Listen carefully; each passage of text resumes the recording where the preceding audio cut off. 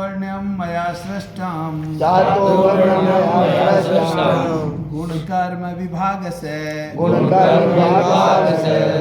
तस्य कर्तारम् अपि मामे विद्धि अकर्तारम् अव्ययम्।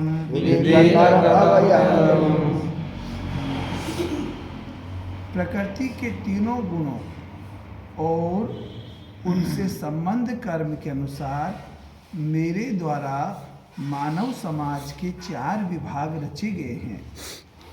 यद्यपि मैं इस व्यवस्था का सृष्टा हूँ, किंतु तुम ये जान लो कि मैं इतने पर भी अव्यय अकर्ता हूँ। तात्पर्य ऐसी भक्तिवेदांत स्वामी श्री प्रभुपाद द्वारा जगत गुरु श्री प्रभुपाद की जय। भगवान प्रत्येक वस्तु के सृष्टा है।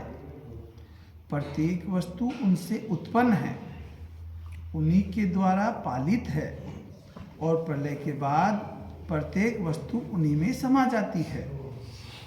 अतः वे ही वर्णाश्रम व्यवस्था के सृष्टा है, जिसमें सर्वप्रथम बुद्धिमान मनुष्यों का वर्ग आता है, जो सतोगुणी होने के कारण ब्राह्मण कहलाते हैं। द्वितीय वर्ग प्रशासक वर्ग है, जिन्हें रजोगुणी होने के कारण क्षत्रिय कहा जाता है। वणिक वर्ग या वैश्य कहलाने वाले लोग रजो तथा तमोगुण के मिश्रण से युक्त होते हैं और शूद्र या श्रमिक वर्ग के लोग तमोगुणी होते हैं। मानव समाज के इन 4 विभागों की सृष्टि करने पर भी भगवान कृष्ण इनमें से किसी विभाग में नहीं आते, क्योंकि वे उन बद्ध जीवों में से नहीं है जिनका एक अंश मानव समाज के रूप में है। मानव समाज भी किसी अन्य पशु समाज के तुल्य है, किंतु मनुष्यों को पशु स्तर से ऊपर उठाने के लिए उपयुक्त वर्णाश्रम की रचना की गई है, जिससे क्रमिक रूप से कृष्ण भावनामृत विकसित हो सके। किसी विशेष व्यक्ति की किसी कार्य के प्रति प्रवृत्ति का निर्धारण करके उसके द्वारा अर्जित प्रकृति के गुणों द्वारा किया जाता है। गुणों के अनुसार जीवन के लक्षणों का वर्णन इस ग्रंथ के 18वें अध्याय में हुआ है, किंतु कृष्ण भावना भावित व्यक्ति ब्राह्मण से भी बढ़कर होता है। यद्यपि वो गुणों के अनुसार ब्राह्मण को ब्रह्म या परम सत्य के विषय में ज्ञान होना चाहिए, किंतु उनमें से अधिकांश भगवान कृष्ण के विशेष ब्रह्म स्वरूप को ही प्राप्त कर पाते हैं। किंतु जो मनुष्य ब्राह्मण के सीमित ज्ञान को लांघकर भगवान कृष्ण के ज्ञान तक पहुंच जाता है, वही कृष्ण भावना भावित होता है, अर्थात वैष्णव होता है। कृष्ण भावनामृत में कृष्ण के विभिन्न अंशों यथा राम, नरसिंह, वराह आदि का ज्ञान सम्मिलित रहता है, और जिस तरह कृष्ण मानव समाज की चातुर्वर्ण्य प्रणाली से परे है, उसी तरह कृष्ण भावना भावित व्यक्ति भी इस चातुर्वर्ण्य प्रणाली से परे होता है। चाहे हमें इसे जाति का विभाग कहे, चाहे राष्ट्र अथवा संप्रदाय का। हरे कृष्णा हरे कृष्णा।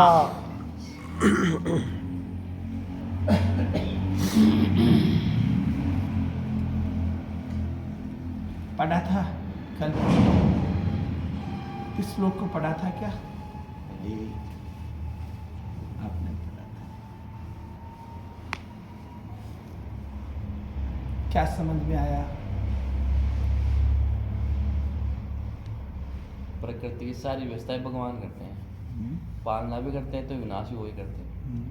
चारों वर्ण भगवान के बनाए हुए हैं। और अभी सुना जिससे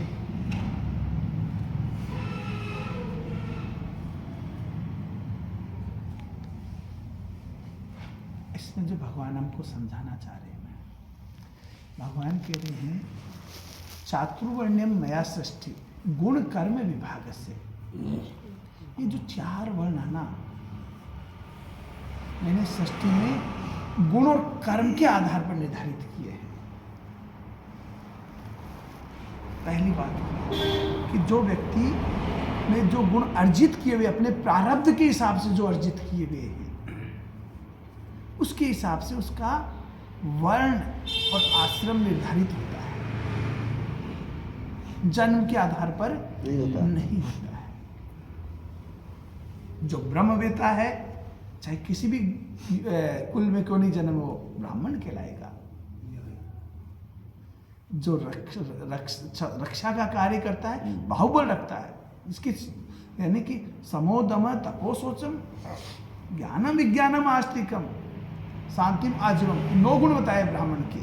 फिर क्षत्रिय के 7 गुण बताए हैं, वैश्य के 3 गुण बताए हैं, और शूद्र का 1 गुण बताया है। ये 18वें अध्याय में आएंगे। उनके आधार पर वो वर्ण व्यवस्था निर्धारित भगवान के द्वारा की गई है। प्रभुपाद तात्पर्य बता रहे कि अगर कोई उस वर्ण व्यवस्था में भी ढलकर अपना काम करता है, जैसा गुण अर्जित है, तो धीरे धीरे वो क्रमशः त्रस्त भावनामृत तक पहुंचता जाएगा। 18वें अध्याय में ऐसा भगवान ने भी कहा है। लेकिन इतनी सारी व्यवस्था होके भी भगवान नीचे क्या कह रहे हैं, इतना सब कुछ होते हुए भी मैं इन सब चीजों से परे हूं। जैसे एक कठपुतली वाला गेम खिलाता है ना, कभी उंगलियां ऐसे कर देता है, वो जैसे नचाता वैसे नाचती कठपुतलियां। लेकिन वो होते हुए भी उसको सब ध्यान है जो खिला रहा है, सूत्रधार को, लेकिन उनको कोई ध्यान नहीं है। तो बल्कि इन सब चीजों से परे हूं, क्योंकि मैं ऐ करता हूं। मैं गुणों से बंद होकर कार्य नहीं करता। गुणों से तो बंद होकर कौन कार्य करा, जो प्रकृति में आया है जीव, तभी वो बद्ध जीव कहलाता है, जैसे अपन। अब प्रभुपाद क्या कह रहे हैं,